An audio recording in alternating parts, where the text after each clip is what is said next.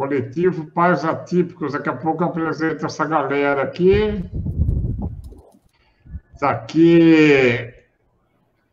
Está aí os meus amigos, que ainda não tive o prazer de conhecer pessoalmente. Bom, pessoal, boa noite para vocês. Sejam bem-vindos à minha casa. Sejam bem-vindos à casa de cada um, né? Que loucura que é. Estamos na nossa casa, cada um na sua casa, mas também na casa do outro. Olha que interessante. Eu quero inicialmente, então, apresentar aí o coletivo Pais Atípicos. Eu vou, inicialmente, né, fazer uma audiodescrição para as pessoas com deficiência visual. Bom, eu sou Sérgio Nardini, pai de Rodinhas, da Lavínia, que tem 10 anos. Estou usando uma camiseta vermelha, uso óculos, uma barba mal feita, óculos preto, atrás de mim tem um biombo branco. Agora eu quero passar a bola, então, dar o meu acolhimento, meu boa noite ao Daniel Zoya. Daniel, seja bem-vindo. Obrigado. Se apresente aí. Fique à vontade, querido. Obrigado, Sérgio. Eu sou o Daniel, pai do Pedro. Vou fazer minha audiodescrição. Eu sou moreno claro, cabelo castanho escuro, barba castanha escura, camiseta branca, e ao meu fundo tem uma janela semi-aberta. Muito legal, Daniel. Pai do Pedro, né? É isso, né? Sim. Pai do Pedro, O próximo que eu vou apresentar, então, é o Guilherme. Bom, o Daniel está em São Paulo, capital, né? São Paulo, capital, sim. O Guilherme está em Curitiba, é isso, Guilherme?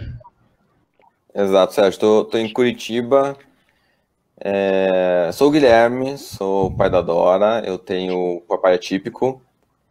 E é sempre um prazer inenarrável estar aqui com vocês, principalmente com você, Sérgio. Dessa vez eu tô aqui na tua casa, né? Você já visitou o meu espaço, agora você está me recebendo.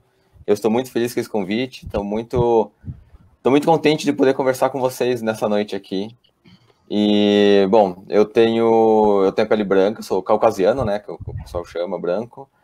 Tenho cabelo raspado, mas está um pouco crescido, uso barba, tô com uma camiseta de gola cinza. Atrás de mim tem uma estante com fotos minha e da minha esposa Ana e alguns objetos, como xícara, tem não é bule ali, tem um objetinho de servir leite ali, enfim. É uma estante com livros e fotos. Mas é isso, vamos passar para frente aí, deixar para os outros e a gente volta a conversar daqui a pouco. Muito legal, Guilherme. Obrigado, querido. Agora eu quero passar a bola para o Felipe Monteiro, pai da Marina, que está lá em Duque de Caxias, no Rio de Janeiro. Vai, Felipe, é com você então, querido. Boa noite a todos os amigos, todo mundo que está assistindo aí. Me chamo Felipe, sou o pai da Marina. Estou feliz de ter recebido esse convite, estar aqui hoje com vocês. Muito, muito legal mesmo, muito bacana a iniciativa, ainda mais na data de hoje. É uma data que representa muito para nós. E minha audiodescrição, eu sou branco, tenho 31 anos, cabelo preto, olhos castanhos, estou usando uma camisa azul e no fundo aqui tem um armário aqui que a minha esposa usa para guardar as coisas do trabalho dela. Ela é professora também, eu também sou professor de educação física, ela é professora de educação infantil, então tem que ter um armário aqui para poder guardar as tralhas dela aqui. Legal, Felipe. E a minha esposa é professora de matemática, cara. Agora, por último, mas não menos importante, o Fernando Duarte, lá de Três Rios, também do estado do Rio de Janeiro, pai da Nanda. É com você, Fernando. É isso aí. Agradecer a oportunidade de estar aí conversando com essas feras, né? Tá aprendendo. Hoje eu vou estar aprendendo muito com vocês.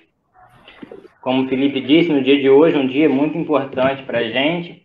E é isso, eu sou o Fernando, pai da Nanda, de 4 anos, tenho 23 anos, não parece, mas tenho.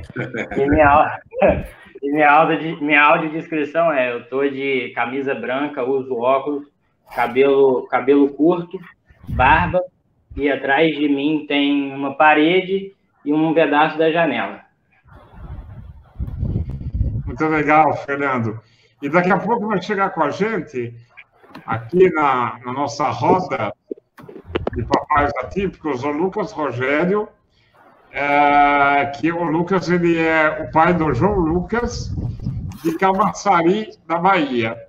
Bom, antes de eu voltar com o Daniel, eu quero então reforçar sobre a importância desse nosso encontro, propositalmente no dia 13 de dezembro, Dia Internacional das Pessoas com Deficiência. Quem não conhece o coletivo Pais Atípicos, o Daniel vai falar daqui a pouquinho, mas antes, Daniel, por favor, cara, fale um pouquinho do seu filho agora. Sim.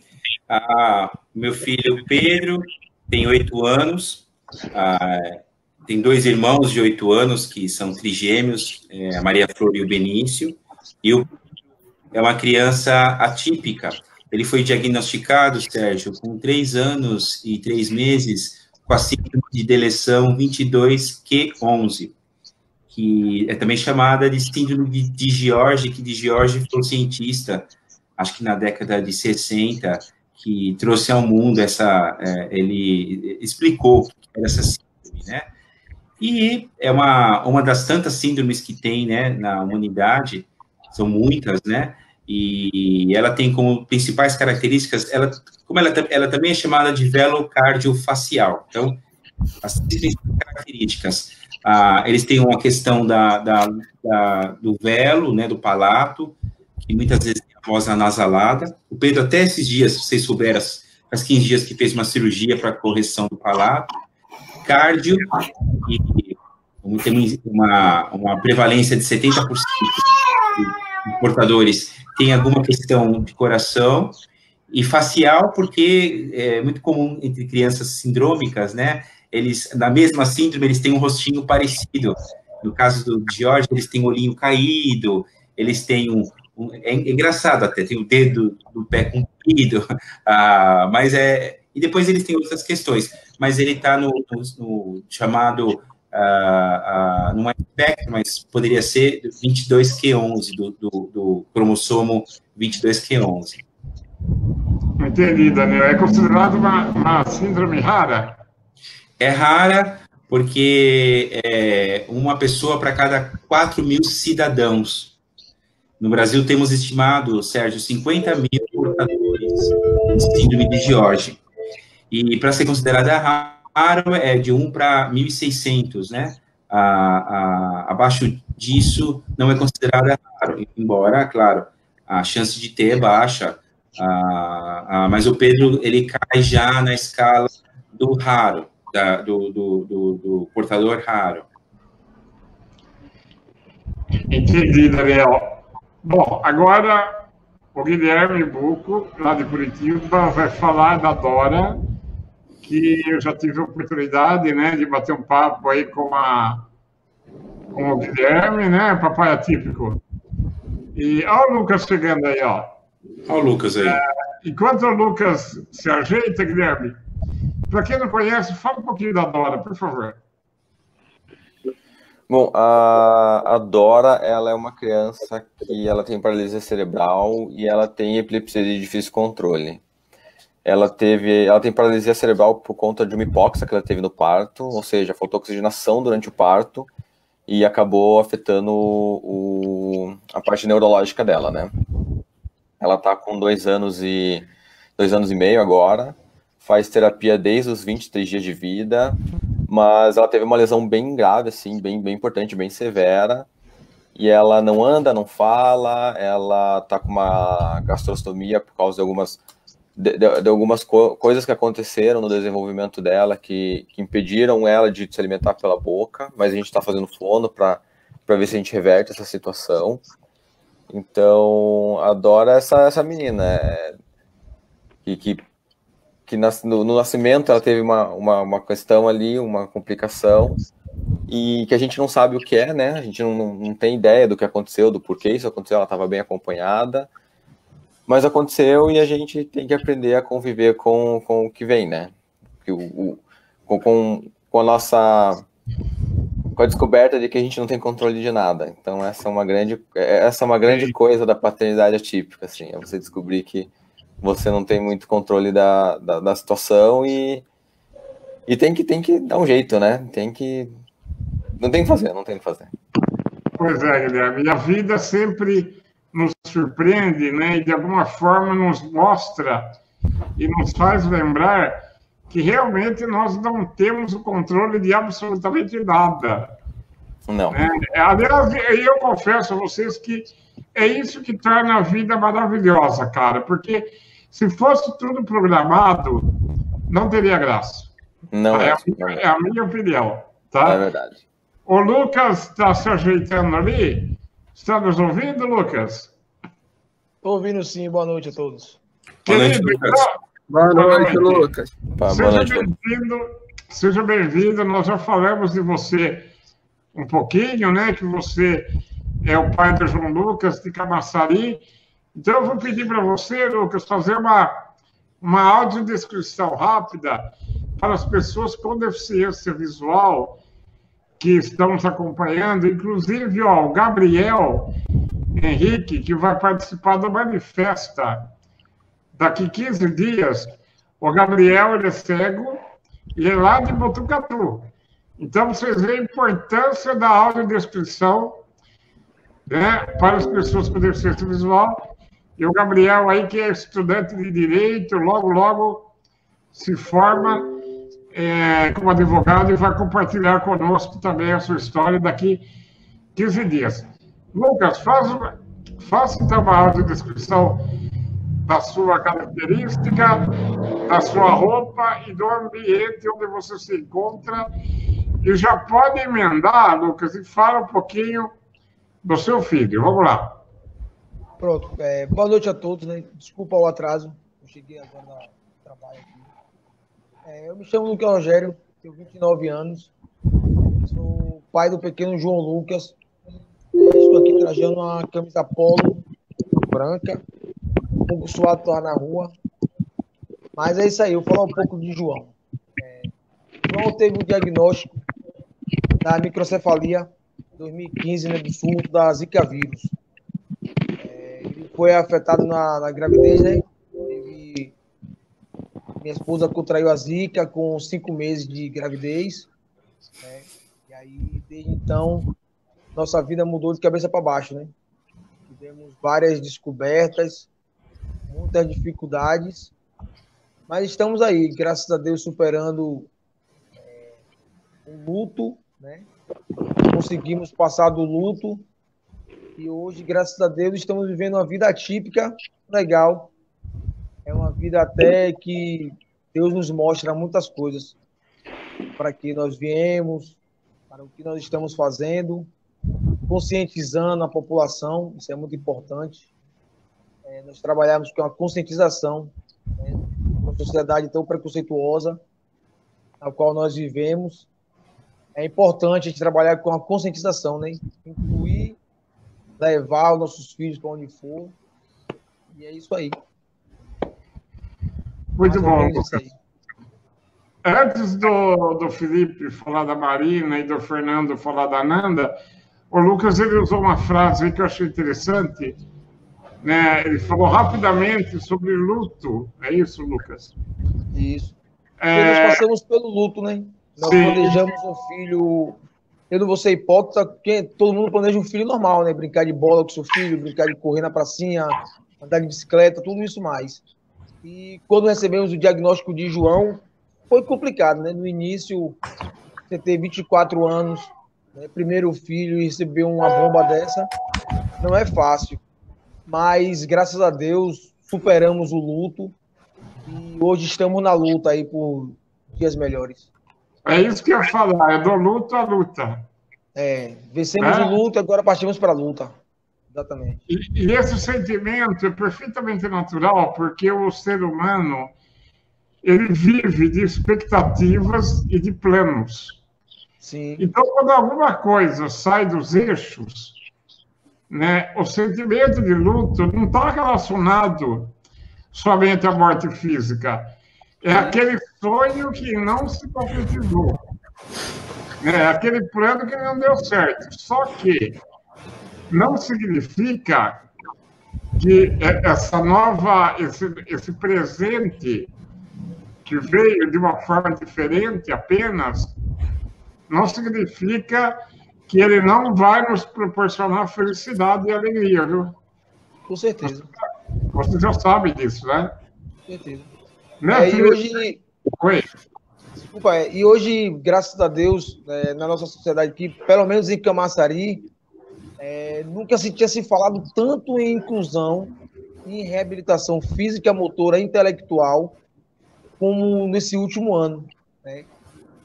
Graças a Deus conseguimos uma boa voz aqui na cidade. Estamos começando uma nova era, né? Estamos começando agora uma nova história, pode-se dizer. Porque eu me perguntava muito o porquê das coisas, né? Por que aconteceu isso? Por que veio para mim? Por que comigo? E hoje não é o porquê, e sim o para quê, né? Mudamos uma palavra ao porquê isso. Não, é para isso. Então, fez toda a diferença.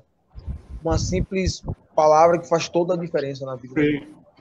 Você sabe que quando eu era criança, Lucas, eu também, claro, né? Eu comecei a perguntar por que eu? Aí, cara, eu mudei essa pergunta. Comecei a perguntar. Eu mudei a pergunta porque eu mudei para o que eu posso fazer para conquistar as coisas que eu quero do jeito que eu sou. Sim.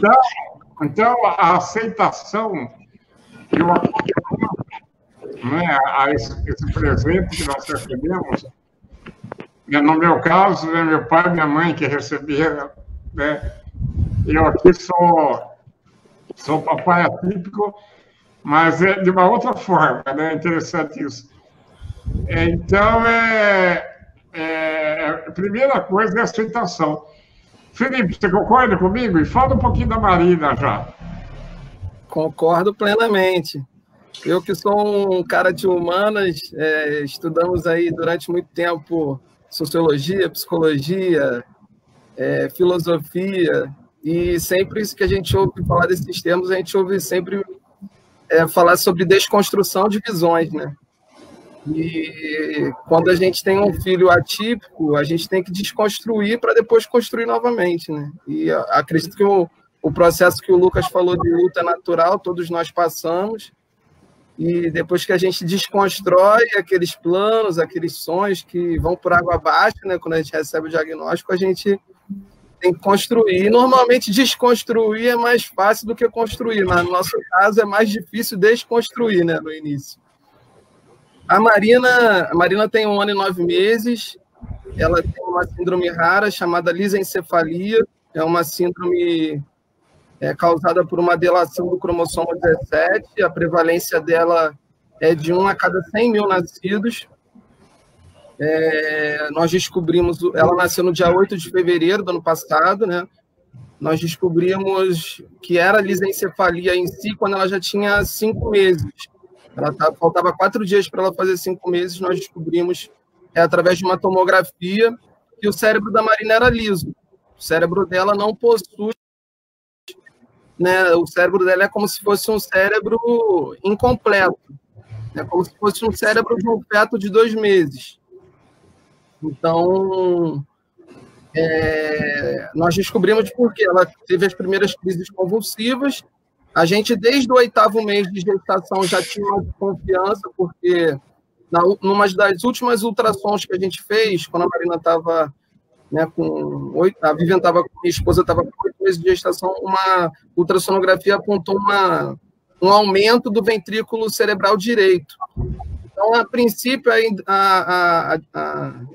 os médicos achavam que ia ser hidrocefalia o problema da Marina, né? Só que quando ela nasceu bem, né? O cérebro, ela não tinha o perímetro cefálico aumentado, não tinha aquele aumento de líquido no crânio, né, que geralmente é característico da hidrocefalia, mas sabíamos que tinha algum atraso ali no desenvolvimento dela, porque percebíamos que ela era muito molinha, ela era muito hipotônica, ela não conseguia sustentar o pescoço direito, os reflexos dela sempre eram muito atrasados, ela não mantinha um olhar fixo nem para a gente, né, nem para os objetos, para o ambiente. Ela era como se ela estivesse ali no mundo da Lua, né? E isso foi causando, desde os primeiros dias de vida dela, uma inquietação na gente, a ponto da gente investigar. Com 3 meses, nós levamos ela num neuropediatra e começamos a fisioterapia, começamos a fono também, apesar de ainda não saber qual era o diagnóstico dela, né? O neuropediatra já disse para a gente que ela tinha um atraso motor, cognitivo, e era para a gente começar um tratamento assim, um ponto antes, né? Tratamento precoce. Então, com 3 meses ela começou o físio e o fono. Com 5 meses ela teve as primeiras crises convulsivas. Então, corremos para emergência e lá fizeram um exame de imagem. E ao longo do primeiro ano de vida dela, nós fizemos depois um exame como uma ressonância, um eletroencefalograma, e aí fomos descobrindo também, que é uma outra síndrome em decorrência da lisencefalia, que causa as possíveis dela, que são de uma epilepsia de difícil controle. E aí estamos na luta aqui, agora lá com 1 ano e 9 meses, né? No mês passado ela fez a gastrostomia, o mesmo problema que a Dora teve, né?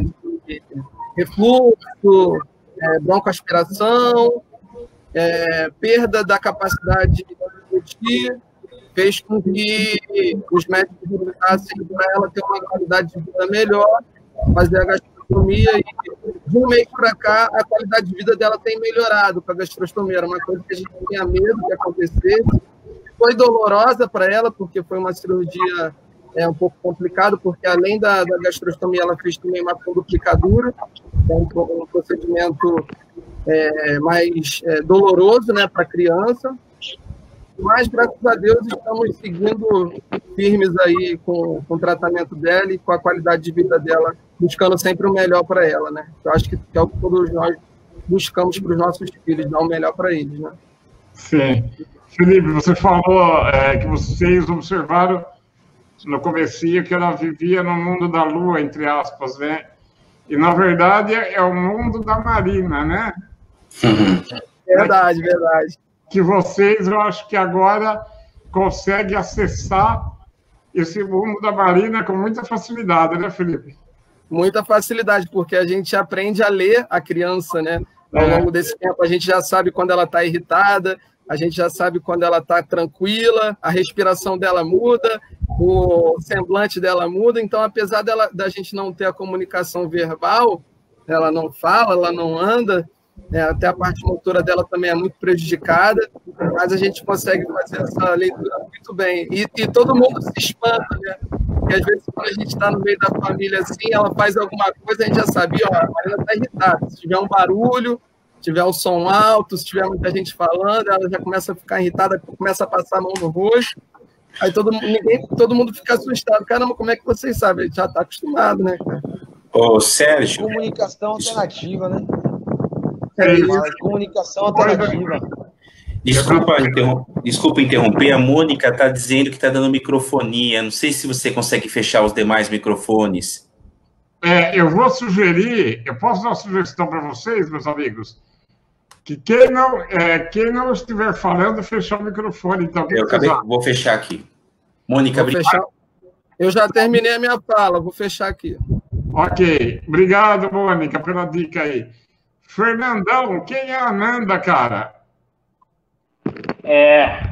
A Nanda hoje tem 4 anos, ela tem microcefalia causada pelo Zika também, igual o pequeno João Lucas, né? Minha esposa descobriu, na verdade, descobrimos no 5º mês de gestação. Ela teve Zika com 3 meses, e aí passou-se o tempo, nada apareceu. e no 5º mês, quando fomos fazer a ultrassom morfológica, acusou uma diferença no perímetro cefálico dela. E aí, tipo assim, ali dentro da sala ali de ultrassonografia, a gente já meio que desabou, né? Que o próprio Lucas falou aí que a gente faz planos para uma criança típica. Não tem jeito. Quando você descobre que vai ser pai ou vai ser mãe, a primeira coisa que a gente começa a fazer já é planos. E quando veio a notícia, o mundo desabou, meu irmão. E assim, eu vendo a minha esposa chorando, não acreditando, fazendo as perguntas do porquê, eu falei, pô, não tem como ficar os dois nessa barra toda aí de chorando e não saber o que fazer. Eu fiz o quê? Comecei a pesquisar. Fui pesquisar no Google, a primeira coisa, né? O Google me mostrou horrores de coisas aí com criança com microcefalia, que o Google é aquela máquina de deixar a gente desesperada, né? Era criança sem cabeça e aquilo dali me bateu um desespero. Eu só com 18 anos falei, caraca, o que eu vou fazer da minha vida? 18 anos de idade, Ô, Fernando, era um menino. Você bota no Google que está com a dor de cabeça, quando você olha, vai falar que você está com câncer. Desse jeito mesmo, é assim mesmo. Aí, rapaz, aí eu tive a ideia de procurar no Instagram. Aí no Instagram ali eu já tive uma outra visão da parada, vi que já tinha crianças com 2 anos que era causado pelo Zika. Travou tudo. Oi, Então tá bom, travou a imagem toda aqui para mim. E aí, ali no Instagram, eu achei algumas outras crianças, comecei a conversar, ver como é que era, tratamento e tal, mostrei minha esposa, fui acalmando ela, e aí a gente foi aceitando. Ali no 6º mês, a gente já estava procurando médico para quando a Nanda nascesse, a gente já sabia que ela ia sair do hospital fazendo fisioterapia, tendo que fazer fono, portanto que ela começou as terapias dela com 12 dias de vida. E assim, a gente vem nessa luta aí até hoje, né, lutando pela inclusão, que aqui a nossa cidade também é pequena e não tem muitas crianças especiais. Tem, assim, com Down e tal, mas a gente sabe que o síndrome de Down hoje a maioria faz tudo, né? Então, a inclusão deles hoje está muito mais fácil do que para uma criança mais limitada. E é isso, a gente vem nessa luta aí até hoje e não deixa a peteca cair, não. A inclusão é a nossa prioridade hoje em dia. Legal, Fernando. Ó, só dessas falas iniciais de vocês, eu já extraí aqui da minha cabeça umas 3 perguntas que eu já tenho aqui, tá? Mas antes, eu quero que o Daniel explique para a gente, então, como surgiu esse grupo maravilhoso, né, chamado aí Coletivo Pais Atípicos. Daniel, conta um pouquinho da história do coletivo. Maravilha. E depois eu vou para o Guilherme. Tudo começou, eu tenho um ativismo de inclusão, Sérgio, e amigos aqui do grupo, né? O Isaac é do nosso grupo, lá da comunidade 22Q11. Boa noite, Isaac. Tudo começou em 2015, quando eu tive o diagnóstico do Pedro. Eu fiquei ali um mês convivendo com o chamado luto, né? Que o Lucas e o Fernando, né? O Felipe falaram sobre. Mas depois eu falei, agora vamos que vamos. Vamos enfrentar isso daí. E poucos meses depois, eu já comecei a me interagir com as páginas, né, de Instagram e de Facebook da comunidade de George. Até que eu montei a minha página, desde 2015, chamada Laços 22Q11 Brasil. E vim tocando a vida. Eu vim conhecendo pessoas, organizando encontros em praças públicas aqui em São Paulo. Eu já organizei 4 encontros, organizei um em Jaguariúna também. E eu fui entrando na nossa turminha ali, do chamado 22Q11, né, nossa comunidade. E eu vim observando, pouco a pouco, a quase ausência de pais para ajudar na formação, na criação e tudo. A maioria, os poucos pais que eu via participar, eles carregavam sacola, assim, eles iam no evento, dirigiam, carregavam a sacola, mas não falavam. A inclusão no Brasil, vocês 5 sabem, ela é tocada pelas mães, na enorme maioria. Mas era um assunto que eu ia observando e não me preocupava muito, talvez por falta de maturidade. Você também vai amadurecendo na inclusão, né? Até que chegou o ano da pandemia. Eu, na minha pandemia particular, comecei a ficar um pouco mais introspectivo, comecei a ter o benefício do tempo, né? E comecei a participar, assistir muitas lives. E eu percebi a mãe se queixando da ausência dos pais e voltei para o nosso universo, né, da síndrome do Pedro e ficou claro para mim. Um rápido exemplo. A gente tem um WhatsApp, que ele é chamado de WhatsApp das mães, para vocês verem como os pais não participam. Tem 200 pessoas, tem 3 pais no universo de 200, e tem um pai só que interage quase todo dia, que sou eu. Isso começou a me deixar desconfortável. Até, Sérgio, que ali mais ou menos em abril, eu montei a minha página chamada Paternidade da Inclusão, no Instagram, para começar a tentar mudar isso, que não adianta você só reclamar, ficar pegando no pé de todo mundo. E comecei a montar minha página do zero e comecei a seguir os pais. Até que eu cheguei no Jader, que é do nosso coletivo, né, o Jader lá de Pernambuco, e chamei ele para uma live, assim, na cara de pau. E o Jader veio e a gente fez a live da minha página Paternidade Atípica. Passou algumas semanas, eu conheci o Felipe, o professor Felipe Ponte, de Sorocaba, que está aqui na audiência, e mandei uma mensagem para ele, e ele falou, topo, vamos fazer a live. Fizemos a live. E nós tocamos nesse assunto desconfortável, tanto com o Felipe como com o Jader.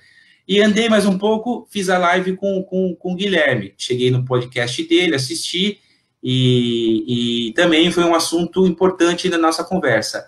Aí, o Guilherme foram 2 datas. Na segunda data, quando acabou a live, que foi nosso segundo encontro, ele me mandou um WhatsApp, assim, falou assim, a gente precisa fazer mais coisas juntos. Nesse exato momento, eu pensei no coletivo. Então, assim, o coletivo, eu movimentei ele, né? Mas ela foi uma ideia construída entre mim, o Jader, o Felipe e, por fim, o Guilherme. Quando o Guilherme me deu esse empurrãozinho, eu tive a ideia.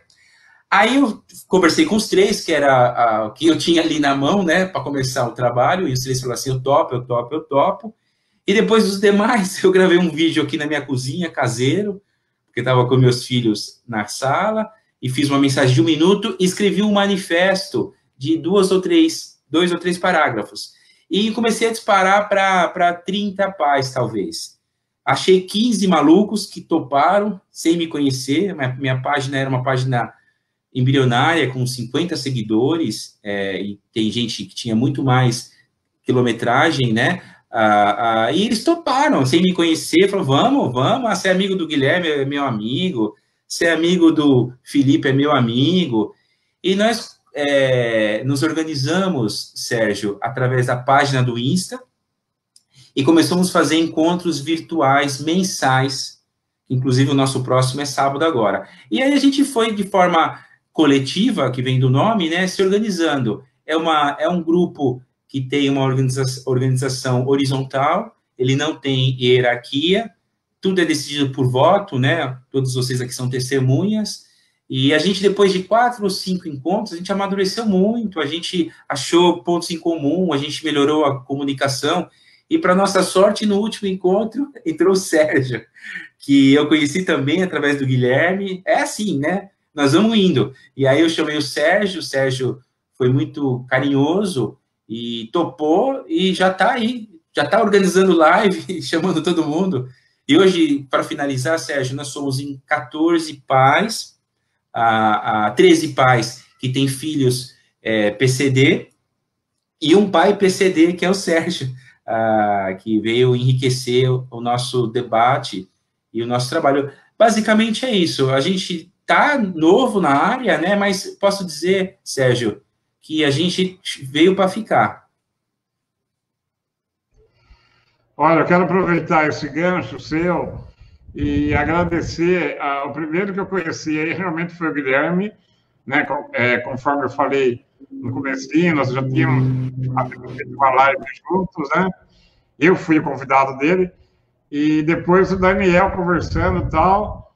Então, gente, eu quero agradecer o acolhimento, né, e o carinho que vocês têm comigo, que eu consigo sentir, né, através aí das redes sociais, do WhatsApp.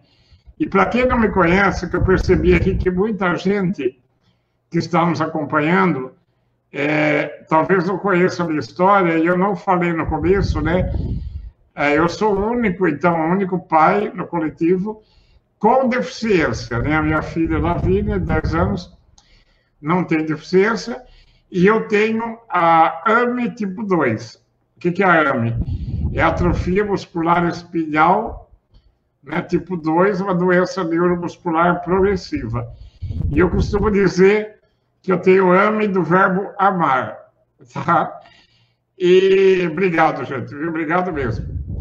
Guilherme, o Felipe usou uma palavra no começo aí da fala dele, né? Depois do luto veio a desconstrução, né? De vários aspectos, né? Várias questões, né? Entre elas aí a expectativa, a desconstrução de alguns pré-tracinho conceitos que a gente leva, né? Aliás, que a gente traz da vida, e de repente, quando um filho, né, nasce com uma característica diferente, né, a gente tem que desconstruir tudo aquilo que a gente acreditava, que a gente achava.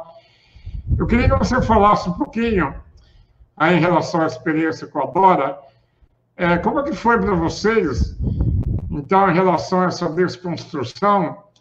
E também, né, a importância de desconstruir, principalmente na data de hoje, né, o Dia Internacional da Pessoa com Deficiência, desconstruir mitos e estereótipos que ainda persistem na sociedade, né, ligados às pessoas com deficiência. Fala um pouquinho sobre isso pra gente. Claro, vamos lá. Bom, acho que essa parte da desconstrução que acontece mesmo, como o Felipe falou, né? Tem um luto, e daí a gente encara uma situação e a gente precisa reaprender coisas novas e se readaptar. Eu acho que isso parte muito de um autoconhecimento, né? Você entender que você carrega você carrega alguns preconceitos, você carrega essas expectativas, e entender que isso tá ok, sabe? Não é uma coisa horrível você ter isso, porque no final das contas é a maneira como você foi construído, né? Como você foi moldado, como a sociedade foi moldando, né? Tem o lado da pessoa, se assim, tem o lado da sociedade também. A sociedade, ela vai construindo os cidadãos ali, as pessoas, e a gente acaba sendo construído dessa forma a não olhar para as deficiências, ou quando olhar com um olhar de coitadismo, olhar com dó, olhar sempre com uma carga extremamente negativa para aquilo, porque a gente, o contato, pelo menos que eu, pessoalmente falando, né, o contato que eu tive com deficiência sempre era num espectro negativo, né, eu não tive muito contato positivo, então isso fez eu criar todo esse estigma em torno da deficiência, que fez, quando minha filha nascesse, eu me deparasse com essa realidade que eu não gostaria de ter, eu sofresse o luto e tivesse que aprender a ter essa desconstrução, né, ou até melhor, mudar a maneira como eu enxergo as coisas, né, porque às vezes não é só uma desconstrução, né, é você entender de onde você veio, pegar aquilo e falar, não, peraí, deixa eu reorganizar isso aqui, porque estava organizado de uma maneira errada, ou uma maneira que não era a mais interessante, né. Então essa parte da desconstrução, ela vem muito... Primeiro, né, eu acredito que vem muito no autoconhecimento, de você aceitar essas coisas, você poder olhar no espelho e falar, pô, eu carrego esses pensamentos assim, esses preconceitos mesmos, né, esses capacitismos e tudo mais, e entender que você não vai de uma hora para outra desconstruir e construir, né, já que estamos falando nesse termo. É um processo que ele leva um bom tempo, né, algumas pessoas até um pouco mais rápida, outras menos, mas é um processo que ele é constante, né? Você não vai chegar um dia e falar, nossa, eu tô desconstruidão aqui, agora tô tô fechadinho em mim aqui e não preciso mais mudar. Não, isso é uma coisa que ela precisa ser, ser constante, essa mudança, essa transformação, essa reconstrução, ela tem que ser constante, né? Porque se você para, é capaz de você parar no tempo também com algumas questões, né?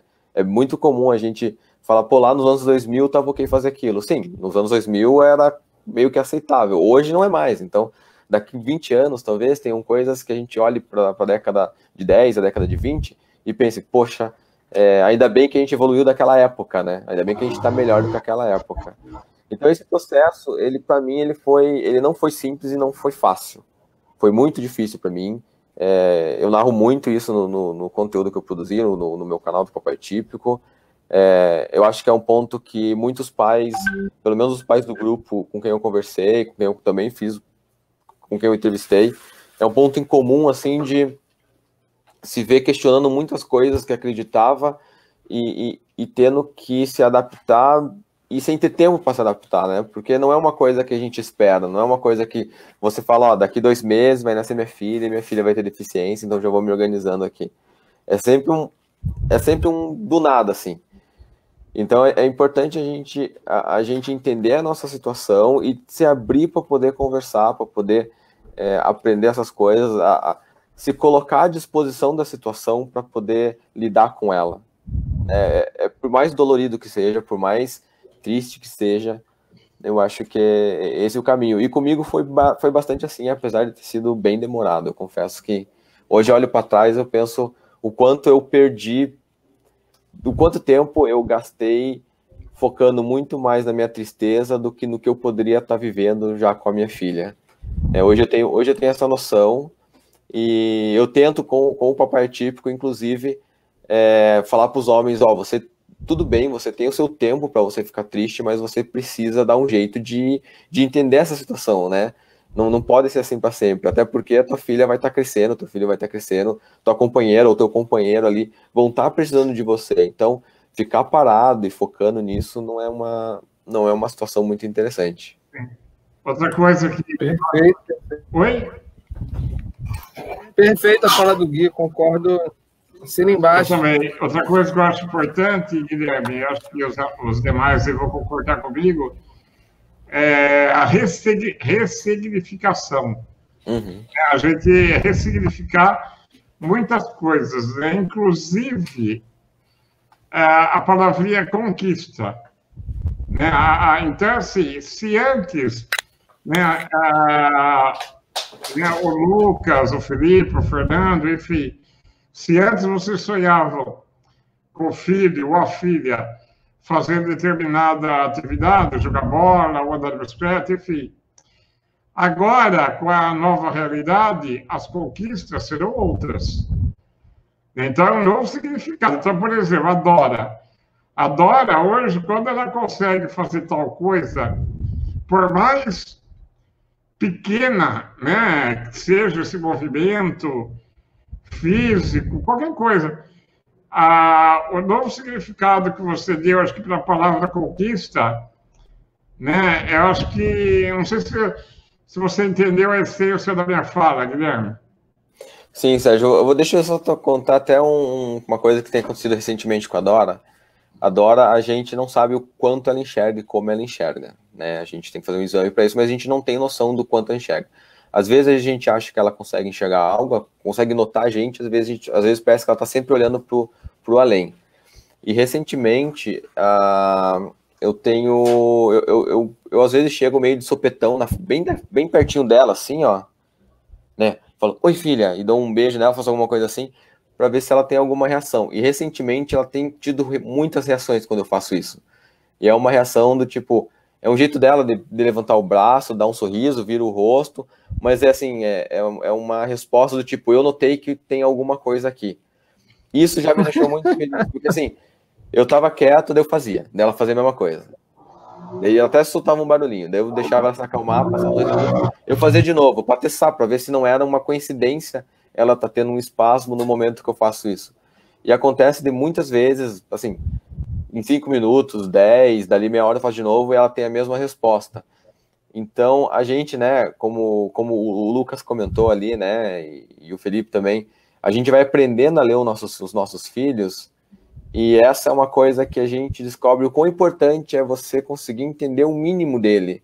Porque a gente fica esperando o filho completo, né, que já vai vir falando as coisas, se comunicando, fazendo perguntas para deixar a gente maluco, mas quando a gente se depara com uma situação que talvez teu filho não faça isso, é muito triste.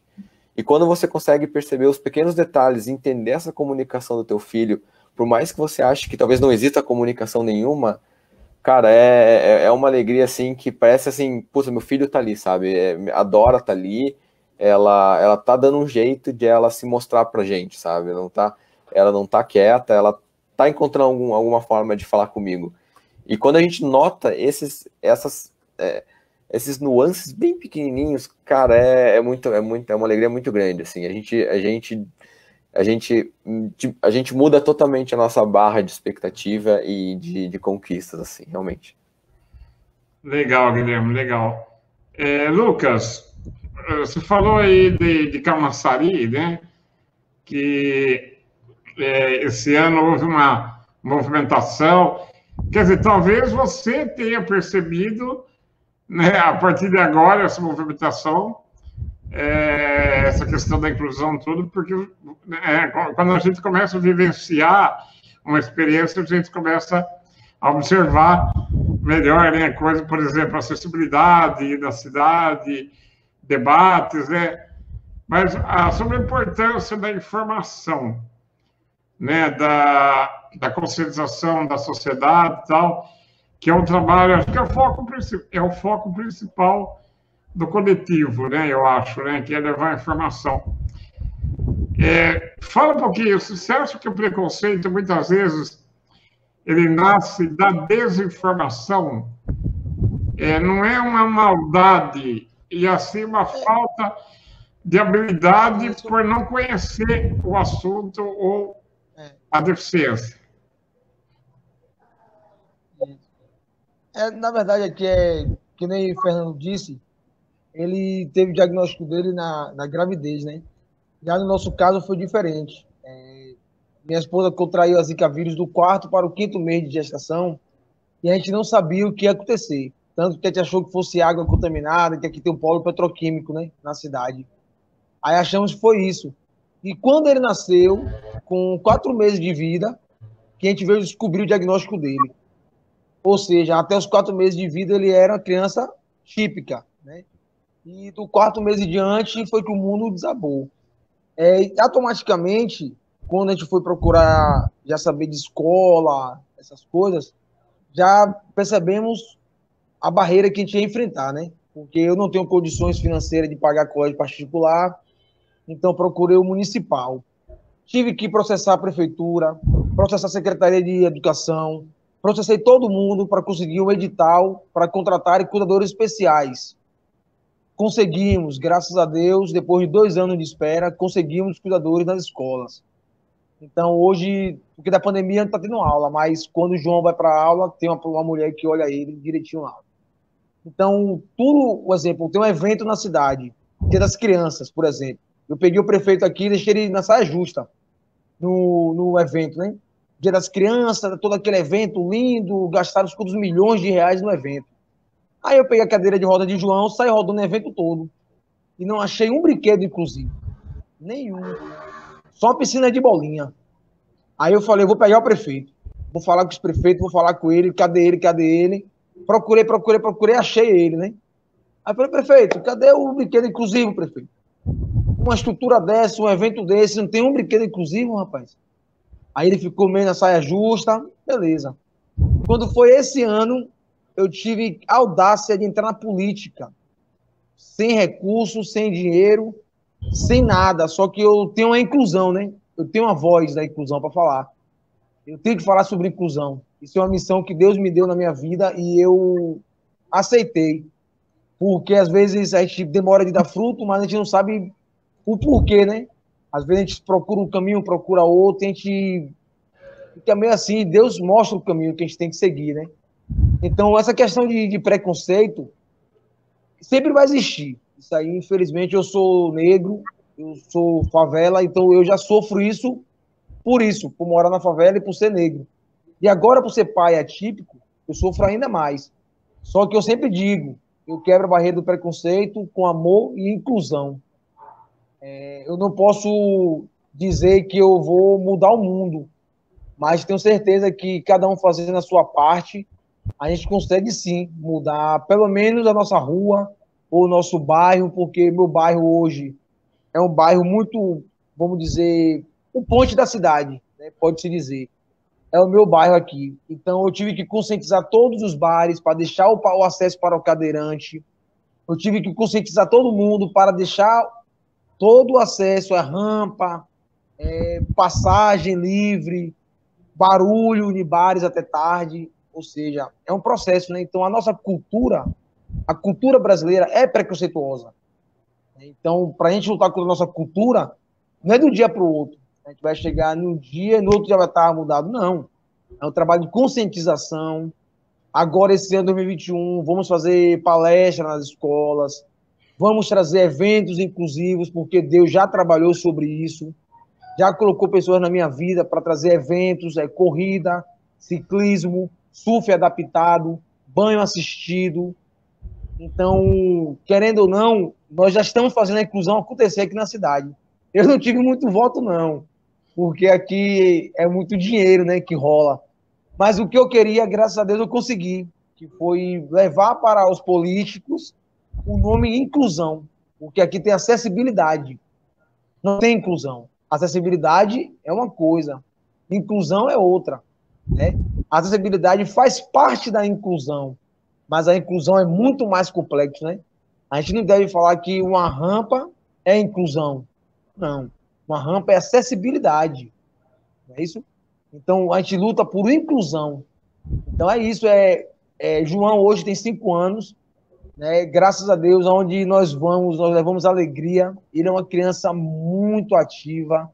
Só quem conhece João sabe as peripécias de João. João é uma bênção mesmo. Por incrível que pareça, ele apronta, ele faz rebeldia, ele sabe o que quer, sabe os gostos dele, ele sabe a hora que ele quer descer, brincar com os primos, ele sabe a hora que ele quer ir para a rua. Não é toda hora que ele vai, mas ele quer ir para a rua, tem que levar ele para a rua. Eu chamo ele de fofoqueiro, porque ele gosta de ficar nas portas, né?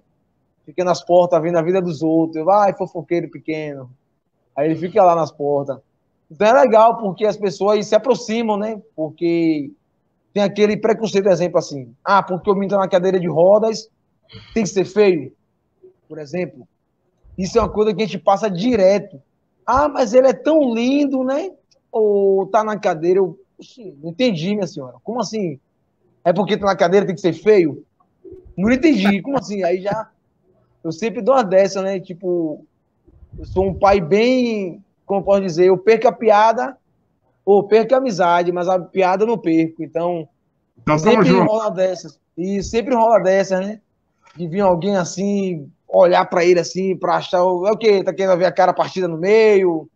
Tá querendo ver o quê aqui? Não tô entendendo.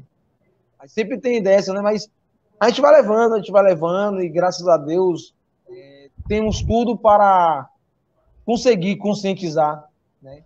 Eu acredito, sim, que é possível termos uma sociedade inclusiva, que respeite as diferenças, né? Que não trate as pessoas com limitações, aquele que já é limitado, né? Eu sempre digo isso, não vamos limitar quem já é limitado, né? Vamos incluir, vamos levar para praia, rio, e aí é isso aí. A luta nunca vai parar, porque, infelizmente, o Brasil é isso, né? Temos que lutar pelos nossos direitos. Sim, a luta é constante. Concordo com você, Lucas. Você falou de rampa. Realmente, né, a rampa ela é um elemento de acessibilidade, um dos elementos que promove a inclusão.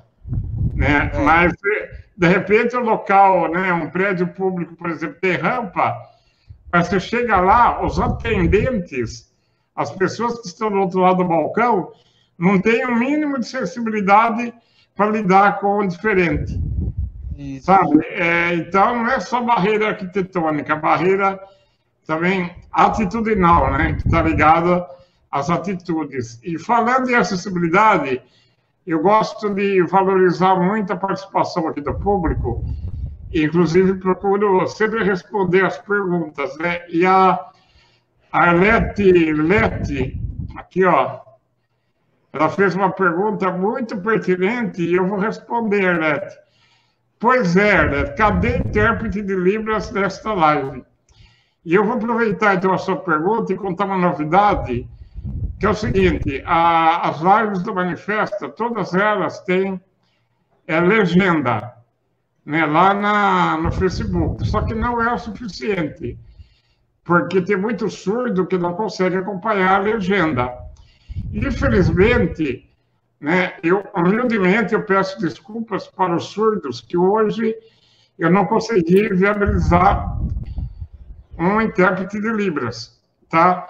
Mas a notícia boa é que nós fizemos parceria com um grupo de intérpretes de Libras de São Paulo, uma empresa chamada Connect Libras, e eles vão oferecer, pelo menos por enquanto, né, eu estou ainda em busca de patrocínio para colocar intérprete em todas as lives, tá? Porque eu preciso ser coerente com o meu discurso.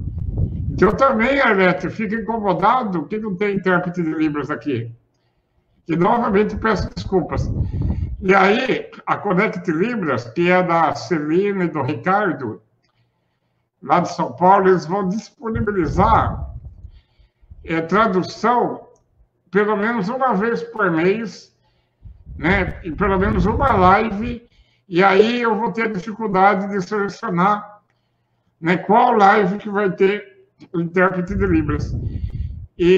Mas a ideia minha é que o ano que vem eu consigo patrocínio fixo para todas as lives ter intérprete de Libras. Então, respondendo a pergunta da Arlete, viu, Arlete? Você tem toda a razão. Cadê intérprete de Libras?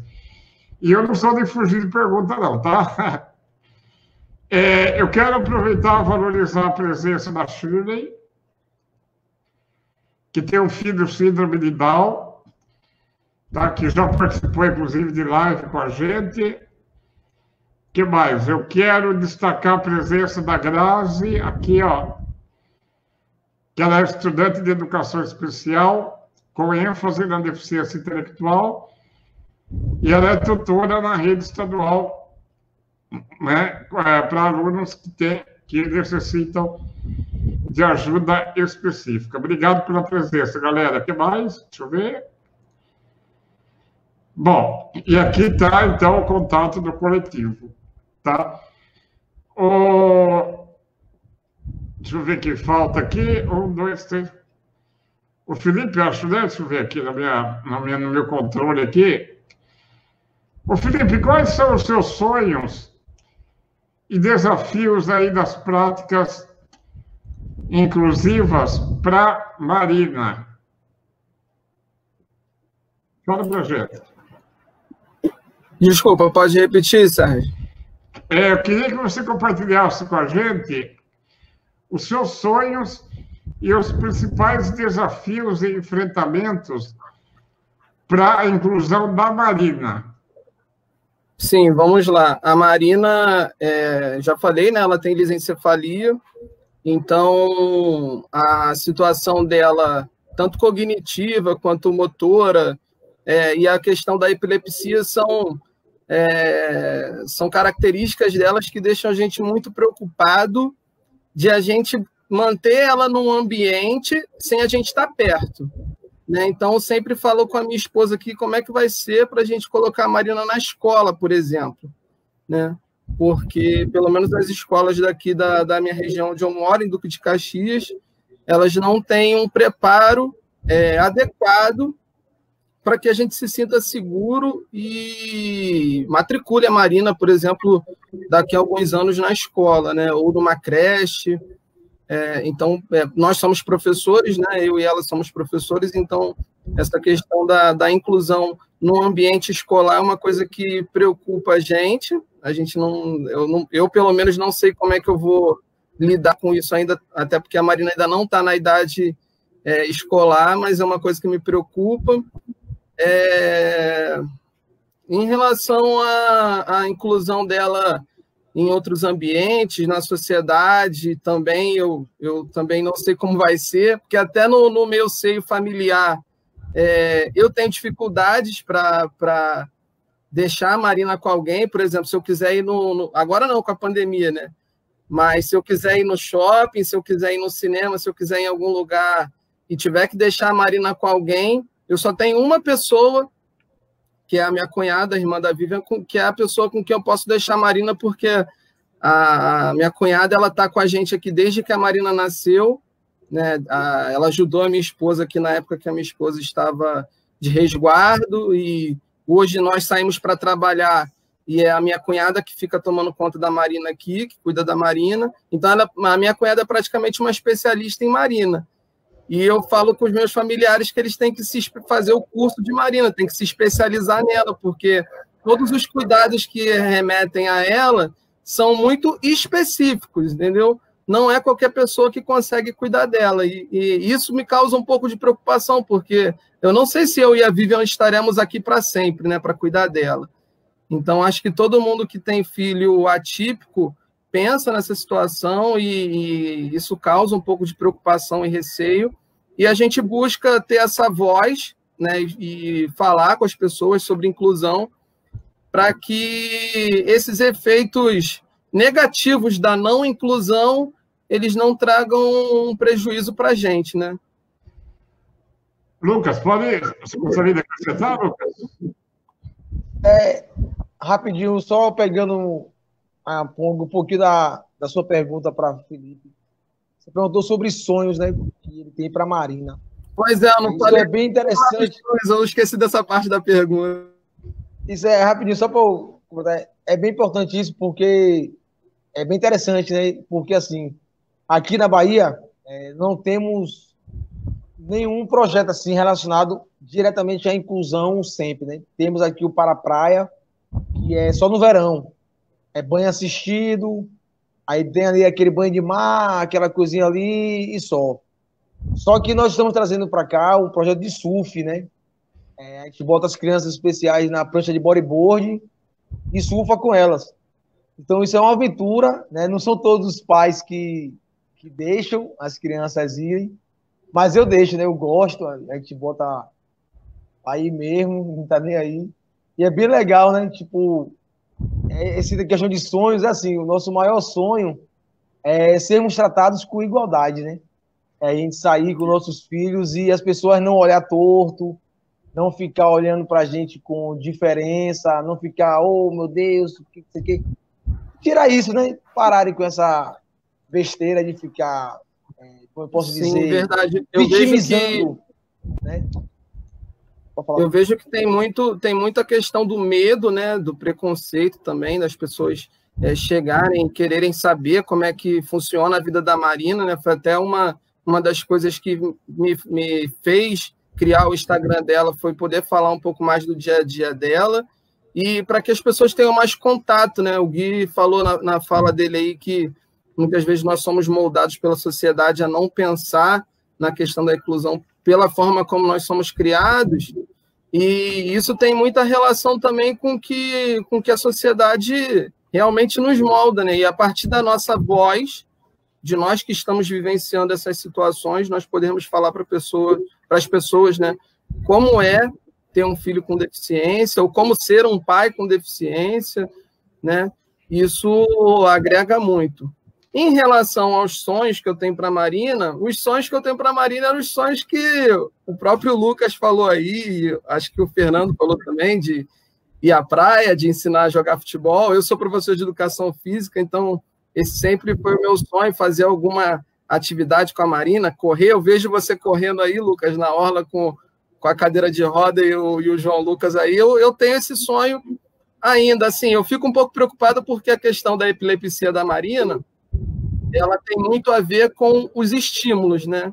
Então, a Marina, às vezes, se eu estiver num ambiente que tiver muito calor, ela tem crise convulsiva. Se eu estiver num ambiente muito agitado, com muito som, ela tem crise convulsiva. Até se a gente tocar nela de forma mais forte, né? Ou mais fraco, não sei.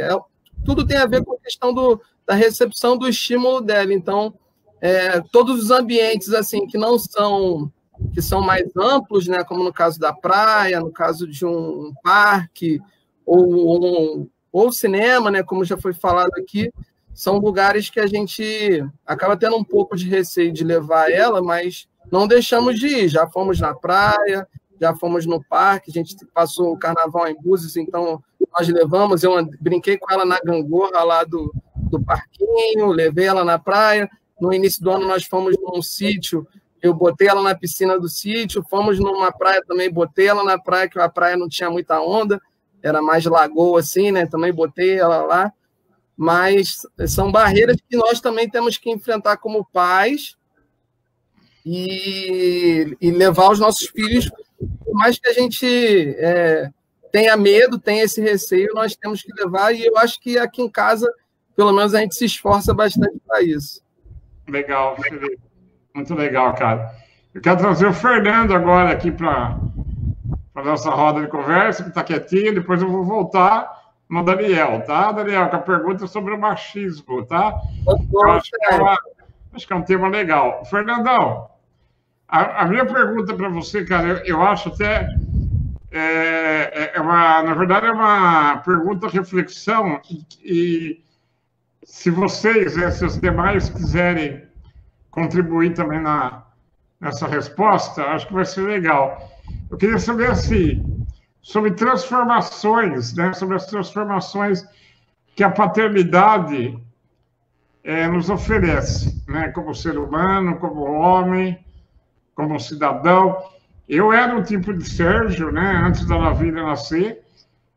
Hoje eu sou outro Sérgio, né? Eu quero saber, em relação a Nanda, né?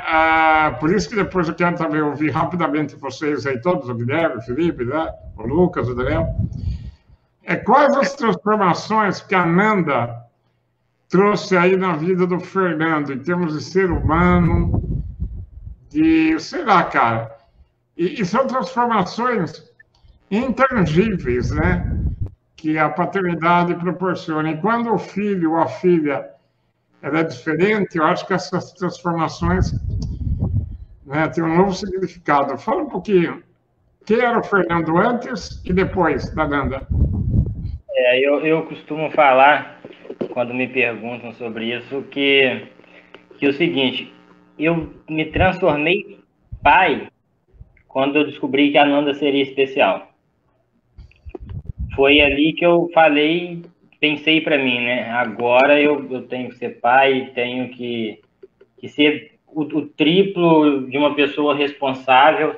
Porque, como eu falei antes, eu era um menino, eu tinha 18 anos, vivia de luta, tinha acabado de subir para o profissional como lutador de MMA, então meu sonho era lutar. Estava seguindo essa carreira, e quando a Nanda nasceu, eu tive que fazer uma escolha. Ou eu seguia a carreira de lutador e não dava tanta atenção para minha família, ou eu arrumava um emprego, entrava para a faculdade e me doaria 100% à minha família para poder cuidar das duas. E eu acho aí que essa resposta aí todo mundo já sabe, né? Eu abandonei a carreira de lutador e arrumei um emprego por fora, entrei na faculdade. Hoje eu dou aula de Muay Thai, de Jiu-Jitsu, MMA. Então, eu costumo dizer assim, eu não segui o sonho de ser lutador, mas eu ainda estou ali dentro. Eu não sou lutador, mas eu formo lutadores. Então, a chegada da Nanda me fez evoluir muito nisso, sabe? Eu tive que fazer escolhas, eu tive que me amadurecer muito rápido. Com uma cabeça de 18 anos, hoje eu tenho uma consciência e tanto, tenho uma maturidade muito, muito grande. Sou uma pessoa responsável eu penso antes na minha família do que em mim. Eu abro mão de qualquer coisa minha para poder dar para elas, coisa que muita gente aí, um anjo velho aí não faz.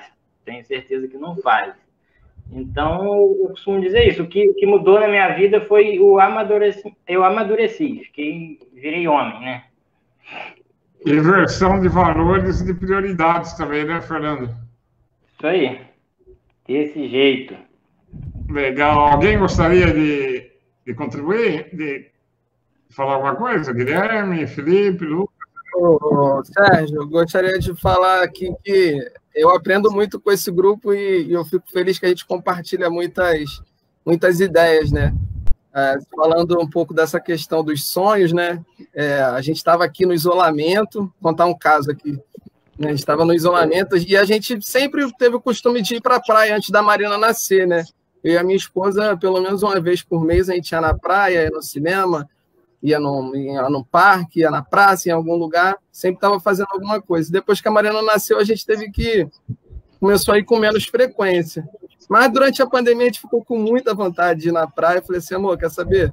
Eu vou pegar uma mangueira, vou botar aqui no quintal, a gente vai tomar banho de mangueira aqui no quintal. E estava um calor desgraçado aqui, em Duque de Caxias, um sol para cada um. Aí fizemos o banho de mangueira aqui no quintal, botei a mangueira jorrando água pro alto aqui, botei a Marina embaixo, botei óculos nela, tirei foto dela com óculos escuro, aí compartilhei tudo lá no Insta, né? Aí daqui a pouco o Fernando falou assim para mim, Felipe, eu vou fazer com a Nanda também. Aí ele fez e postou as fotos da Nanda também tomando banho de mangueira, e o Fernando falou para mim, caraca, eu nunca tinha pensado nisso. Eu falei assim, eu também não, cara, mas a necessidade fez o ladrão, entendeu? Legal, cara. Muito bom. Gente, antes de eu passar para o Daniel, por mim eu ficaria aqui com vocês até meia-noite, viu? Juro mesmo. Só que nós estamos já conversando. Opa! Olha quem está ali, o João Lucas, ó. Olha o cara aí, rapaz. Aqui chegou, aqui, ó. Beijão pra você. Oi, papai. Ele vai fazer fofoca da live aí depois, hein, Lucas? Que a legal. Então, eu falei que por mim eu ficava até meia-noite, mas como nós estamos conversando já há 1h15 e o tempo voou, né? Então eu vou fazer assim, o Daniel, quero ouvir dele, né, sobre as barreiras derivadas do machismo, se elas existem, e depois eu vou fazer uma rodada final, pode ser? Pode ser? Então, vai lá, Daniel. Você acha que existem barreiras que são derivadas do machismo?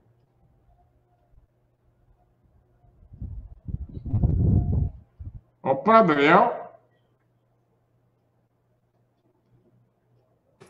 Desculpa, me achei aqui. Estava apertando o local errado. Sérgio, eu acho que a sociedade brasileira é machista, a sociedade latina como um todo, mas como eu sou brasileiro e vivo aqui, é meu ponto de observação. Não são todas as pessoas, não são todos os homens, mas uma parte importante dos homens são machistas, ainda. Existe a questão do machismo estrutural, que é pior ainda, que a gente é machista e não percebe. Fala uma coisa e não percebe que foi machista. Só que a pessoa que ouviu aquilo se sensibiliza. Muitas vezes a nossa parceira ou qualquer mulher que está próxima da gente. Trazendo isso para o campo da inclusão. A gente tem dados, Sérgio e amigos, que 30% a 40% das famílias brasileiras são levadas pelas mães. Então, assim, famílias típicas, sem crianças PCD, de 30% a 40%, as mães são chefe de família sozinhas. Não é que elas são chefe que ganham mais, tem esse termo chefe de família, né? E que o marido ganha menos. Não, elas cuidam sozinhas da família. Quando você vem para o campo da inclusão, isso aumenta de forma assustadora. Tem um dado que é do Instituto Baresi, de 2011, que 78% das famílias onde há casos de crianças de síndromes super raras, tá? É importante ressaltar que tem raro, que nós falamos agora há pouco, e tem super raros. 78% das famílias que têm crianças super raras, os pais abandonam até 5 anos de idade. Então, é assustador. Então, se sobe a pressão social em cima do pai, do homem, a chance de ele vazar é maior, ainda muito maior. E, para piorar, a sociedade passa a mão na cabeça. Imagina se uma mãe abandona nós aqui, eu sou divorciado, sou amigo da mãe do Pedro, a Mariana, mas imagina se a Mariana abandona o Pedro. O que vão falar da Mariana? Imagina se eu abandono o Pedro. Claro que vai ter uma parte importante, né, uma parcela importante, e vão me criticar. Mas você vai encontrar pessoas que ainda vão jogar a culpa na Mariana, e vão dizer assim, a Mariana era chata, né, ele saiu porque... ainda vai ter gente que vai passar a mão na minha cabeça. Então, eu acho, sim, Sérgio, que o machismo é um problema dos homens, e que a gente que é responsável para consertar essa lambança que a gente vem fazendo nos últimos anos, e talvez séculos, né? E, então, eu não fujo desse assunto, o coletivo não foge desse assunto, a gente fala sobre, escreve sobre, e a gente quer trazer os pais para o nosso com carinho, mas a gente faz as críticas também, porque uma mãe sozinha, ela tem dificuldade financeira, ela tem privação de sono, a gente sabe que tem que ter o emocional razoável para cuidar de filho, senão a gente descamba para bater em filho.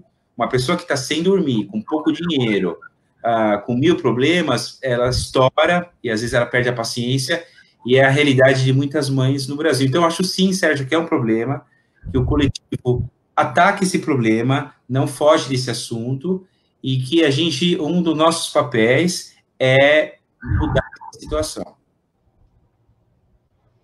Muito interessante, Daniel. Muito bem colocado, viu?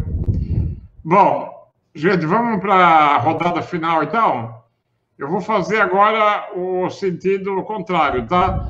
Eu vou começar pelo Fernando, que eu havia deixado por último.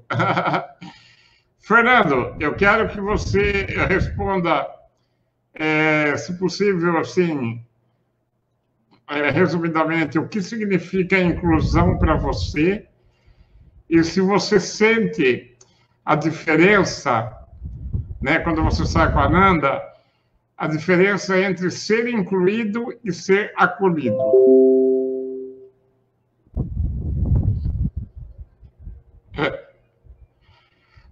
Tá sem áudio, Fernando. Solta o áudio aí. Aí, vai. Foi mal aí, né? Inclusão, para mim, é o que houve na escola da Nanda. É quando você chega lá, a escola não tinha tantos recursos, porém, quando a gente falou a situação da Nanda, na mesma hora a diretora levou a gente na escola e perguntou o que você precisa para ela estar aqui dentro dessa escola. E ali a gente passou tudo e dentro de uma semana a escola tinha tudo que a Nanda precisava. Tudo. E a Nanda é incluída em todas as atividades, da apresentação do Dia dos Pais, à apresentação de dança à parte que tem. Então, isso para mim é inclusão. E ser incluída, para mim, é você chegar num lugar e ele simplesmente deixar você entrar. Por exemplo, no ônibus, quando a escada não está funcionando, eles pegam a cadeira na mão e põe dentro do ônibus, quando está na hora de descer, pega na mão e desce. Não quer chamar o técnico para arrumar o elevador para subir a cadeira. Isso, para mim, é só simplesmente incluir. Foi lá, acabou, resolveu e tá Perfeito, pronto. Fernando. Você resumiu muito bem a diferença de ser incluído e ser acolhido, né? Muito legal. Lucas, por favor, o que é inclusão para você? E fala sobre a diferença entre ser incluído e ser acolhido. Faço das minhas palavras de Fernando, né? Ele já falou basicamente aí o que eu acho que a maioria dos pais atípicos, a grande maioria, pensa também. A inclusão, para mim, é tudo aquilo que as pessoas típicas fazem, o meu filho também pode fazer. Eu não sou capacitista. Eu sempre digo que eu sou um pai atípico, militante, não capacitista, né? Por isso, porque a inclusão para mim é isso, é você não se limitar. Tudo que envolve brincadeira de capoeira, até o futebol, por aquilo que pareça, João joga. Ele é o pivô, né? Eu fico brincando que ele é o pivô. Dá nele e recebe. Dá e recebe, dá e recebe. Porque ele dá e solta rápido. Então, a inclusão é isso.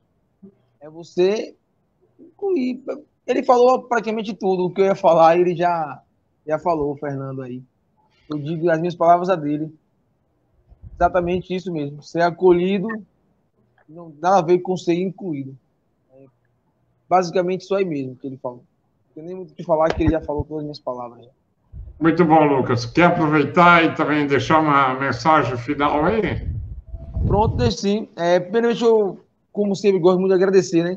Agradeço primeiramente a Deus pela dádiva da vida nossa, pelo ar que a gente respira, e por colocar pessoas na minha vida, né, como vocês, que me ajudou bastante. Tenho a certeza que tudo é progresso, né? Se eu estou aqui hoje conversando com vocês, tenho a certeza que estou aprendendo com cada palavra de vocês.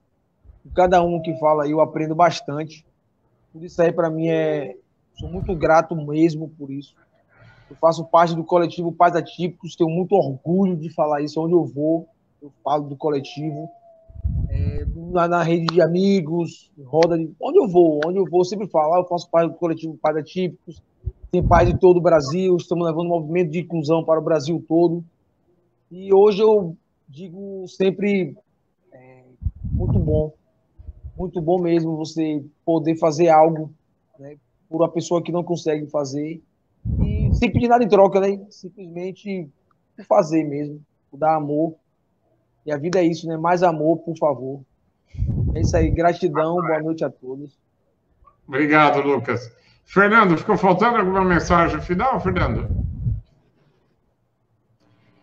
A mensagem final é isso aí, agradecer a galera do coletivo, que o Lucas falou, eu aprendo, todo dia eu estou aprendendo com eles ali, e para o ano que vem eu estou até com um projeto diferente aí para apresentar para o Dani, mas não dá para falar aqui agora, senão vai ser muito longo, mas vai ter algo bem legal aqui na cidade sobre o coletivo, e é isso. Galera que está aí assistindo aí, os homens que apoiam mais suas famílias, que pratiquem mais a inclusão dentro de casa, que a inclusão tem que sair de dentro de casa, você não tem que esperar ela da rua, você tem que praticar ela dentro de casa para começar a enxergar o lado de fora. E é isso aí. Muito bom, Fernando. Felipe, o que é inclusão para você? Já emenda aí já nas considerações finais, vai. Show, Sérgio. Inclusão para mim é igualdade. Né? Igualdade de direitos, igualdade de crença, raça, etnias, condição física, ser portador de uma deficiência ou não. Acho que todos somos iguais, todos deveremos ser tratados de forma igual e termos direitos iguais. Né?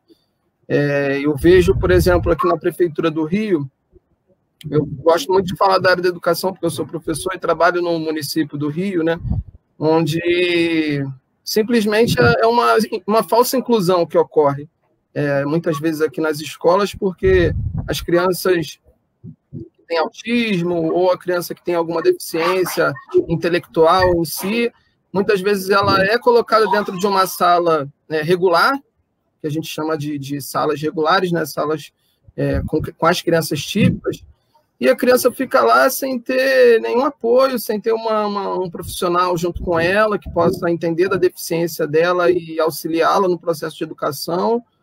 Então, simplesmente ocorre esse acolhimento que você falou. Eles colocam a criança lá para dizer que ela está sendo incluída, mas é uma falsa inclusão, porque a inclusão seria mesmo, e aconteceu o que aconteceu com o Fernando.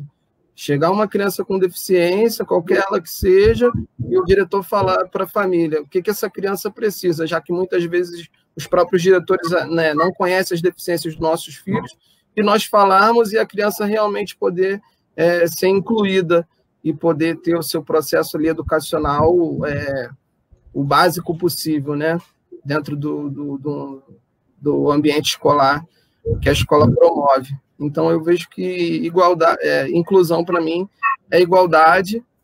E a mensagem final que eu deixo é que eu gostaria, né, e um dos objetivos do coletivo é que os pais fossem mais engajados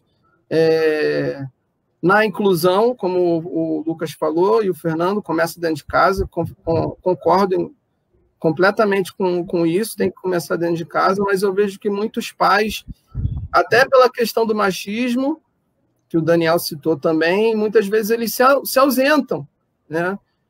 Se ausentam de poder ajudar na criação dos filhos, de poder promover uma qualidade de vida para o filho, até para a família, porque as esposas também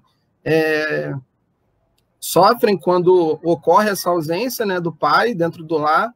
Então, eu vejo que o objetivo do coletivo e a minha mensagem final é que os pais sejam mais engajados na nossa causa e nas deficiências dos filhos, seja ela qual for, e que possam realmente exercerem a paternidade de forma mais presente, e não somente dizer que é pai, entendeu? Porque falar que é pai é muito fácil, né? Mas realmente ser pai é o que está faltando muito para a sociedade brasileira. E alguém falou do grupo, eu não sei quem foi que falou de grupos de WhatsApp, que foi o Daniel que falou, né? Que não tem quase ninguém, quase nenhum pai, acho que só ele, né? No grupo da lisencefalia também não tem nenhum pai, só tem eu. O grupo se chama Amor e Luta, é um grupo de WhatsApp formado por mães. Tem mais um, mas esse mais um foi eu que incluí ele, inclusive a pessoa que eu tinha falado que gostaria que entrasse aqui para o coletivo, que ele me procurou através do Instagram do coletivo, então eu conversei com ele, coloquei ele no grupo lá do Amor e Luta, então eu e o pai, Vitor Hugo, pai do Anthony, somos os dois pais que interagem lá no grupo. Então, o grupo tem 60 pessoas e só tem 2 pais. Então, por aí, a gente, além dessa questão do abandono que o Daniel citou, que quando a gente vai nas consultas, a gente vai nas terapias, a gente vê que é só, ou no médico, a gente vê que é só a mãe que está com as crianças lá. Dificilmente o pai está junto. E quando os enfermeiros, os médicos vêm conversar com a gente, eles falam, caramba, é muito difícil ver um pai aqui, ainda mais de uma criança com deficiência. Das crianças típicas já não vem, das deficiências, então, é sempre a mãe. Então, acho que esse quadro tem que mudar, né? O nosso coletivo ele tem que levantar essa voz e é um dos nossos objetivos aí. Eu deixo como mensagem final, pais, participem da vida dos seus filhos, participem do seu seio familiar. Falou, um abraço. Legal, Felipe. Muito bom. Guilherme, por favor, o que é inclusão para você e sua mensagem final? Caixinhos Listos, que é o seu livro, cara. Também pode apresentar ele para o pessoal aqui, por favor. Uhum. Então, tá bom. É engraçado, assim, a maneira como eu olho para a inclusão, eu acho que inclusão e acolhimento, eles acabam sendo sinônimos da maneira como eu enxergo as coisas, assim, porque a maneira como você acolhe uma pessoa com deficiência também parte de você dar condições para essa pessoa poder vivenciar a sua vida da maneira mais plena que ela consiga vivenciar a sua vida. É você garantir esses direitos a ela de ir e vir, de ter acesso aos locais, de ter seu tratamento respeitado, né? Porque eu imagino, Sérgio, que você seja uma pessoa que você possa falar um pouco mais disso, né? Porque você é uma pessoa cadeirante e você está nessa relação pai-filho, você está no lugar do filho, né? E a gente está no lugar do pai. Então, eu imagino que você, durante a vida, você escutou algumas coisas, alguns tratamentos por você ser cadeirante, aquela coisa de infantilização, de assexualização do cadeirante, da pessoa com deficiência. Então, eu imagino que quando você acolhe essa pessoa e você enxerga ela como um ser humano, além da deficiência dela, isso é parte da inclusão, né? É você poder, você respeitar aquela pessoa, você olhar para aquela pessoa como uma pessoa mesmo, né? E não importa se ela é cadeirante, se ela tem uma deficiência visual, se ela é surda, se ela não tem um membro, por exemplo, né? Então, por isso que eu acho que o acolhimento e a inclusão, eles podem ser muito sinônimos nesse universo. E eu vejo dessa forma, assim, que a inclusão, eu gostaria muito que a inclusão fosse algo naturalizado e não algo discutido, né? Seria muito mais interessante, e parte disso está em a gente começar a naturalizar a nossa vivência com os nossos filhos e levar eles para os ambientes e mostrar que nossos filhos existem, eles merecem estar naquele lugar. Então eu acho que inclusão é muito isso, assim, é você tentar normalizar a situação, tentar trazer a pessoa e tentar fazer com que ela tenha a sua vivência garantida da maneira plena para aquela pessoa, porque nem todo mundo tem a mesma plenitude, né? Então, uma coisa que pode funcionar para o Sérgio não vai funcionar para uma outra pessoa, e a gente tem que ter um ambiente que garanta que as coisas funcionem bem para todo mundo que está ali, e não só para nós. É até engraçado porque as pessoas têm o costume de olhar para a gente e achar que nós somos super pais, né? Como se fosse algo extraordinário. Não, só pai, só pai. Eu não acredito na questão do super pai ou a questão de alguma autoafirmação do pai que fica porque o filho tem deficiência. Eu acho que, tipo, pai é pai, sabe? Tanto que o papai atípico, o que eu falo do papai atípico é uma paternidade como qualquer outra, porque ser pai é cuidar de alguém. E eu não acho que isso mude porque o filho tem deficiência ou não, ou se o pai tem deficiência ou não. É você cuidar de alguém e prezar pelo crescimento daquela pessoa e cuidar para que ele tenha as condições necessárias para se desenvolver no que ele tem que se desenvolver. Eu acho que paternidade é isso.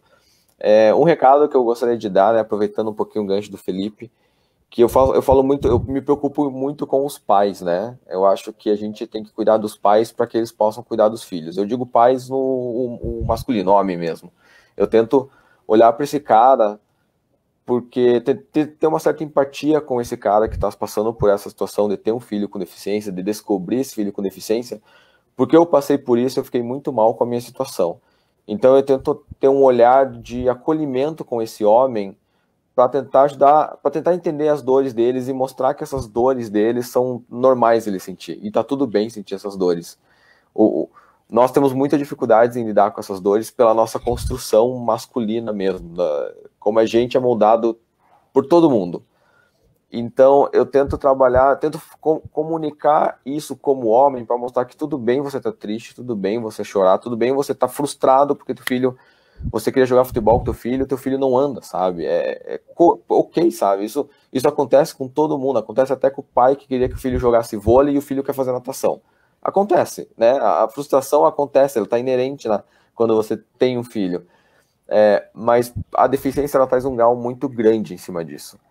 E eu acho que a gente pode conversar sobre isso para que essa frustração, ela acentue, e a maneira como eu faço isso é compartilhando e trazendo outros homens para falar, para mostrar que a gente tem as dores bem parecidas, assim.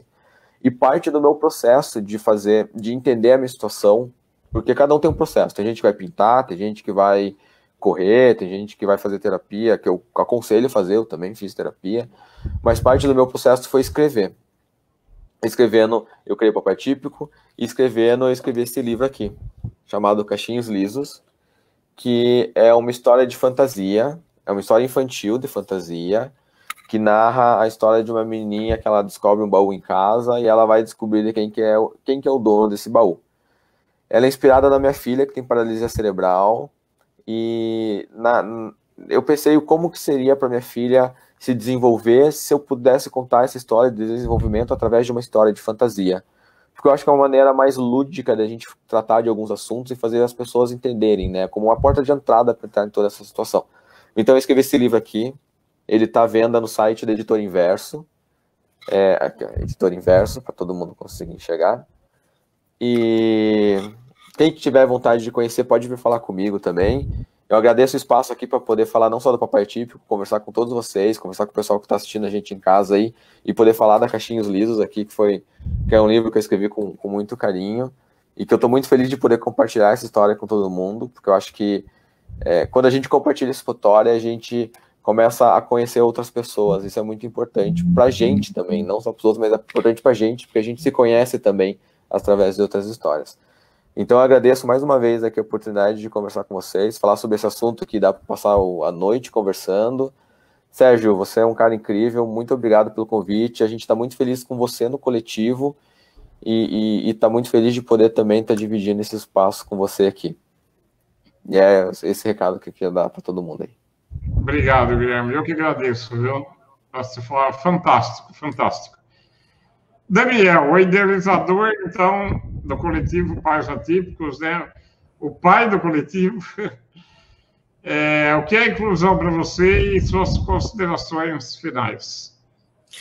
Eu acho que o Felipe disse bem, que é a igualdade. Ele não tinha pensado por esse aspecto, que todo mundo seja tratado de forma igual, tenham as mesmas chances e que a sociedade se beneficie da diversidade, né? Porque a diversidade também não vem só das pessoas PCDs, a diversidade vem do homem, da mulher, do alto, do baixo, do magro, do gay, das outras etnias, dos orientais, que a sociedade se beneficie da diversidade e da diversidade das pessoas PCDs, e que as crianças sejam ensinadas a entender, a perceber a riqueza da diversidade, já bem, sabe, de básica de escola, com uma correta inclusão, com compartilhamento de atividades, uma criança que às vezes precisa trabalhar em grupo, porque ela não consegue fazer determinada atividade. Eu acho que a inclusão, agora ouvindo a fala do Felipe, acho que é tratamento igual para todo mundo. Muito bom. Muito bom. E, bom, deixa eu deixar minha mensagem final, então, rapidamente. Ô, Sérgio, mais 30 segundos eu queria falar. Queria agradecer vocês, os 5 que estão aqui comigo, mas também os nossos outros irmãos do coletivo. Verdade, verdade. O Fabiano, o Jader, o Jefferson, o Lucas de Sergipe, né? Os 2 professores, que além do Felipe e do Fernando, que são o professor Ale e o professor Felipe, o Ivan e o nosso amigo Rodrigo de Minas. Então, eu queria mandar um abraço para os nossos outros 8 irmãos de coletivo. Só isso, obrigado, viu? Muito bem lembrado, viu? Muito bem lembrado. Bom, então a minha mensagem hoje, dia 3 de dezembro, né, Dia Internacional da Pessoa com Deficiência, esse encontro maravilhoso aqui com o coletivo Pais Atípicos. A minha mensagem final, eu extraí um pouquinho de cada fala aí, tá, de vocês agora na finalização do nosso encontro. Eu acho que se não houver exclusão, a inclusão se torna desnecessária. E a inclusão, ao meu ver, né, ela jamais deve ser vista e praticada como um ato de caridade ou de favor. E sobre igualdade, não existem crianças ricas nem crianças pobres, não existe crianças com deficiência e nem sem deficiência, não existe crianças gordinhas e nem crianças magrinhas. Existem crianças, tá? E tratar com igualdade, respeitando as diferenças. Esta, eu acho que é a grande sacada da vida, tá? E agora, finalizando mesmo, eu acho que a maior alquimia da vida é transformar simples momentos em grandes experiências e aprendizados. Tá? Bom, Daniel Zóia, pai do Pedro, Guilherme Buco, pai da Dora, Felipe Monteiro, pai da Marina, Fernando Duarte, pai da Nanda, Lucas Rogério, pai do João Lucas. Muito, muito obrigado. Um beijo no coração de vocês. Valeu. Obrigado, pessoal. Um beijo para todo mundo. Obrigado. Obrigado, gente. Fica com Deus aí. Um forte abraço. Obrigado. Boa noite, pessoal. Tchau, tchau.